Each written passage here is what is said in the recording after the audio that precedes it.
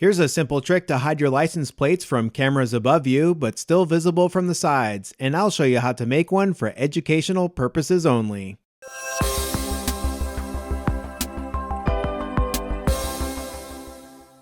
Here are the materials you will need.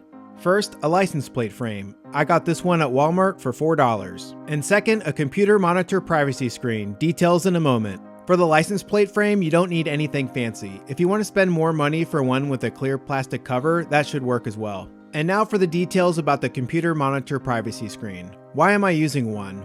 Well, they are made to block your computer screen from people sitting or standing near you. Most privacy screens have 3 zones. The left and right zones are blocked from viewing what's behind the screen, while the middle zone can see right through it. This makes privacy screens similar to vertical window blinds in your house. The amount of things you see outside depends on where you're standing and how the blinds are oriented.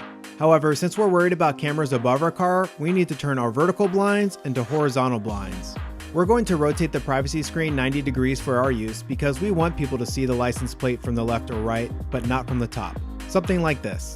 For license plates in the United States, you should buy a privacy screen that is at least 12 inches wide by 12 inches high.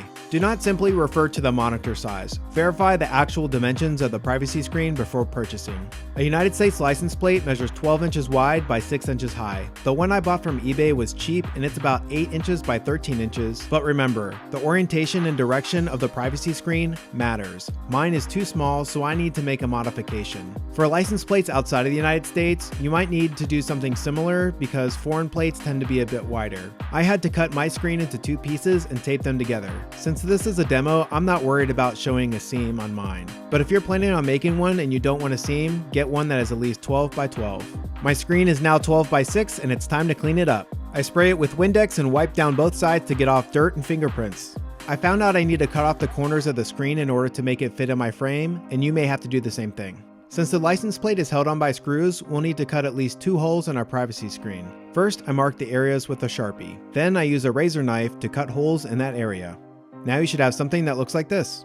Next, we need a way to attach the screen onto the frame. Since this is just a demo, I'm using electrical tape, but you may want to use something more permanent like glue or strong duct tape. I cut off the excess tape and now the frame is ready for the license plate.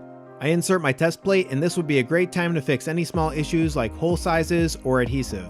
And here's the lab demo. The plate is behind the privacy screen and is visible from the left and right, but not from the top. Now it's time to go outside, install this on my car, and see what it looks like. And here's the outdoor demo. We have not a speed camera and the license plate frame. Note, you may need to adjust the angle of your plate. Mine is good enough, but you may need to angle yours more perpendicular to the ground. Here's what the license plate looks like from the right side, behind, and the left side. The plate is totally viewable. But now let's climb up the ladder. As you can see, the license plate is getting harder to read, and when I'm on top, it is totally hidden. Give this video a like if you enjoyed it, and follow along for more hacks.